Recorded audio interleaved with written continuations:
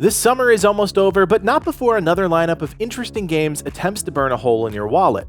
August is a mixed bag, with titles across a number of genres looking to capture your attention and win you over. But will any truly accomplish that goal? My name is Kodiak, this is Legacy Gaming, and here are the best games coming out in August 2024.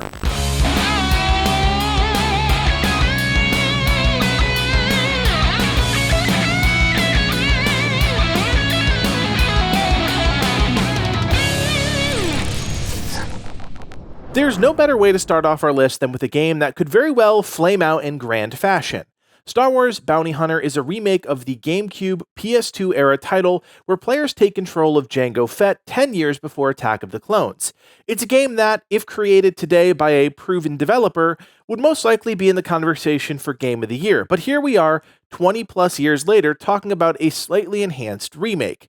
The original game never really rose to prominence, but it was fine enough. But that's not the story here. Aspyr Media, the company remastering the game, was recently behind the disastrous launch of Star Wars Battlefront Classic Collection, and were also pulled off the Star Wars Knights of the Old Republic remaster. Their track record with the franchise isn't great, but that's not to say all of their games are a failure. The team was responsible for the largely successful Tomb Raider 1 through 3 remasters, so there's still a glimmer of hope that Bounty Hunter will launch successfully. Easily the strangest game on our list today, Thank Goodness You're Here, is a new title almost in the same vein as WarioWare. You play as a traveling salesman, and as you explore the fictional town of Barnsworth, you'll meet an assortment of eclectic villagers eager for your help. The gameplay is structured around some light adventure and platforming, but the bulk of the experience are mini-games. Each task is increasingly absurd, and I think that's the tenor for the entire game. I mean, what more can you expect from the devs behind Untitled Goose Game? If you're a fan of zany, off-kilter comedy games, then Thank Goodness You're Here might be right up your alley. Our friends at 11-Bit rarely publish bad games, and while most are dark and edgy, Creatures of Ava is the exact opposite. If you're a fan of cozy capture games, then listen up. The planet of Ava is being infected by something called the Withering, and it's your job to try and save and cleanse as many of the planet's alien inhabitants as possible. Throughout your adventure, you'll use a magical staff as well as an array of other unique tools to calm and persuade the creatures to trust you, all while also navigating a complicated relationship with the planet's natives. From what I've seen, the game looks polished, and if it's got enough depth with its systems, I think it could be a surprise indie hit this year. While not widely talked about in RPG circles, you can't deny the success of the Cat Quest series. The Gentle Bros have a solid track record of success, and this August, Cat Quest 3 takes the open-world RPG in a new direction. Players will explore the Peribian, and puns aside, the gameplay actually looks pretty solid, with overworld exploration and combat, and for the first time in the series, naval combat. As you can see, the game is themed around pirates and treasure hunting, with tighter combat mechanics which now include weapon swapping. Cat Quest 3 might look like a kid's game, but don't let the visuals fool you, underneath is a pretty fantastic looking game. We are huge fans of Souls games here, and over the past few years, developers have tried to raise the stakes by introducing new and unexpected mechanics into their games. Enter Deathbound, a new Souls-like that features a unique party system that gives players the ability to tap into up to 4 archetypes at any given time during combat. Don't get confused, this is still a single-player game, but as you explore the world, you'll find up to 7 fallen warriors whose essence can be learned. You can equip up to 4 of those essences and seamlessly morph between them during combat, allowing you to tap into distinctly different playstyles to counter any enemy that stands in your way. There's even some interesting party composition dynamics you'll have to consider, including buffs and debuffs that will activate based on the 4 archetypes you have equipped. If this all sounds interesting, you can even check out a demo of the game available right now on Steam ahead of its August 8th release date. Originally released in 2021, Kena Bridge of Spirits is a single-player adventure game by the studio Ember Lab, made up of talented artists and animators who are looking to try their hand at game development. We loved our time with Kena and have a full review on the channel, which I highly recommend you check out if you appreciate a charming story, solid and accessible combat, and a number of high-stakes boss battles that represent the pinnacle of the action. It's a great game, worth checking out, and on August 15th, it's coming to Xbox One as well as the Series X and S. The next game on our list is one players have been anticipating for 4 years. Black Myth: Wukong is a new game by Chinese developer Game Science Studios, and although it's their first project, visually, the game looks stunning. Black Myth follows the story of Sun Wukong, the Monkey King, and loosely follows the story Journey to the West. All that aside, what we've been interested in since day one is the gameplay, which looks flashy to say the least. We've yet to go hands-on ourselves, but with elements of Souls and action games clearly present, I for one can't wait to dive in and take on some of the larger-than-life boss fights as the legendary Monkey King. Ahead of launch, Black Myth: Wukong is facing a bit of drama as the Xbox X and S versions of the game are no longer shipping during release. Xbox refused to comment, and Game Science said it was optimization issues, but rumors swirl of an exclusivity issue with PlayStation. Truth is, no one knows. Either way, Black Myth: Wukong will arrive after 4 long years on August 20th. One of the more eclectic picks on our list, Dustborn is a single-player, narrative-driven game where you play as Pax, an exile and on the run from the American Republic, a police force in this alternative reality. The gameplay looks to be varied with a clear combat element, but other more mini-game-style experiences scattered throughout the adventure. Pax is an anomaly, and using the power of voice, you can shout during combat to varying effects against your enemy. You can also tap into the ability of Vox to manipulate conversations, which also seems to be at the center of the game. Stay hidden, assemble a crew, and travel across America as you attempt to complete a delivery for a shady employer. It's all a bit strange on the surface, but that's to be expected from the developers of Dreamfall Chapters and Dragon, 2 games that were both well received. Dustborn arrives on August 20th. Another Souls-like on the list is Anatria: The Last Song. Set in the sunlit-inspired world of Italian folklore, this might be the most vibrant Souls game I've ever seen, but underneath the colorful facade is set to be a game I am genuinely interested in. At the center of the gameplay experience is a robust loadout system that allows you to completely lock in various setups, including your weapon, lines, which is the name for spells, your mask, which gives you certain buffs, gems, and more.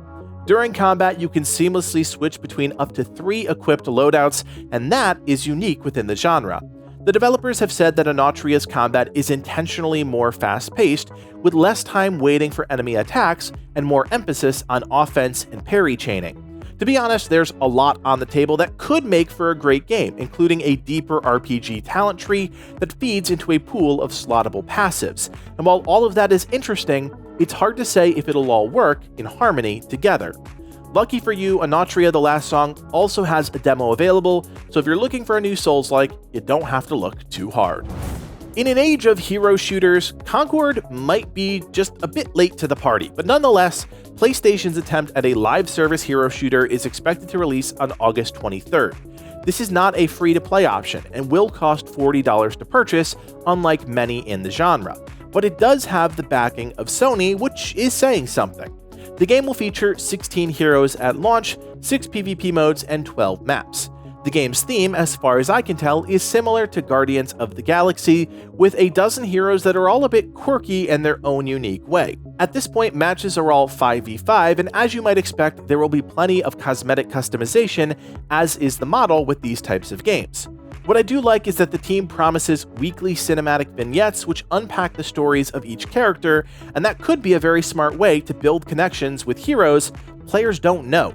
That being said, everything will come down to gameplay, and even then, it might not matter in a market so saturated and an audience that has seemingly moved on from the genre.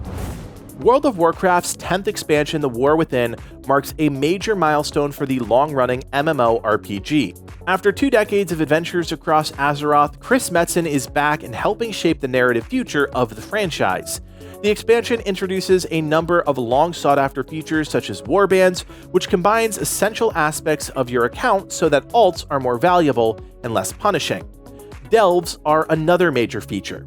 These smaller scenario-based dungeons can be completed solo or in a small group with no role limitation. They also reward progression-adjacent loot, which means you no longer have to grind out endless raids to get geared. The War Within is certainly shaping up to be an interesting new adventure, and with millions of players still actively playing World of Warcraft, there's no end in sight to this MMO juggernaut. I only have a few hours clocked with Core Keeper, but it was apparent even during its initial early access release that the game was something special. With over 30,000 positive reviews on Steam, it's safe to say the game is beloved across the board. If you're a fan of Terraria, Stardew Valley, or similar games, you will absolutely love Core Keeper and what they're offering, which is virtually the same in terms of freedom to explore and progress, but with enhanced visuals and lighting. The game's 1.0 release coincides with its official console launch, as well as a number of other features such as new and improved world gen, an optional PvP system, and the conclusion of the main Core Keeper story, as well as the Mage and Warlock playstyles. The game's content rollout has been impressive to say the least, and on August 27th, the team finally flips the switch out of early access. As many of you know, I'm not big into mech games, but even I know that Gundam is the biggest name in that space. Gundam Breaker 4 looks to be just a wild mech fighting game that boasts over 250 base kits that are completely interchangeable. You'll fight in either single player or online matches, and as you fight enemies, you'll break off parts of their body and add them to your collection. Then you can mix and match parts until you have your desired Gunpla and customize it further with presets or manually selected paint jobs. Honestly, the action looks about as intense as you'd expect from a mech game, but the ability to really tweak and design a Gunpla that's truly your own is the aspect of this game that's either going to win you over or not. Square Enix is back with the first new mainline Mana game in over 15 years.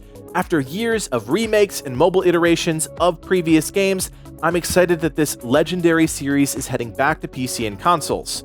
The premise is simple, as is always the case with many JRPGs. Your job as Val the Soul Guard is to bring the alms to the Mana Tree as part of an important ritual to protect the world. Along the way, you'll have to fight all manner of fantastical creatures, but that is the assignment. Visions of Mana will feature 5 playable characters, with 3 of them being assigned to your main party at any given time. During combat, you can seamlessly swap to any of those 3 characters and tap into their array of maneuvers and abilities. You can also imbue your 5 main characters with various elemental spirits, completely changing their class, which looks to change up their playstyle dramatically. Square Enix has changed a lot in the past 15 years, so I'm anxious to see if the developers can continue the Mana series' excellence, or if it's another iconic 90s era franchise destined to fade into obscurity. Rounding out the month on August 30th is Ubisoft's open-world game Star Wars Outlaws. This marks the company's first time creating a game within the Star Wars universe, and there's mounting pressure to really stick the landing. Unlike most Star Wars games, you'll be playing as a scoundrel named Kay Vess as you fight to evade the Empire and stay in the good graces of various cartels.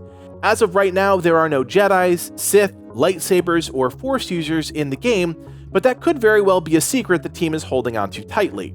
I don't think it's any secret, though, that Ubisoft needs a big win this year after a lackluster showing in 2023, but that will all depend on if Star Wars Outlaws has solid gameplay. We have seen plenty of previews of the game, and we've even covered them in depth here on the channel, so check out those other videos if you want a deeper dive into this upcoming game. Another month, another lineup of potentially great games, so if you liked anything on our list, you know what to do. Drop us a like, consider subscribing, and be sure to check back in as we'll be covering some of these games next month. My name is Kodiak, and from everyone here at Legacy Gaming, thanks for watching, and play on.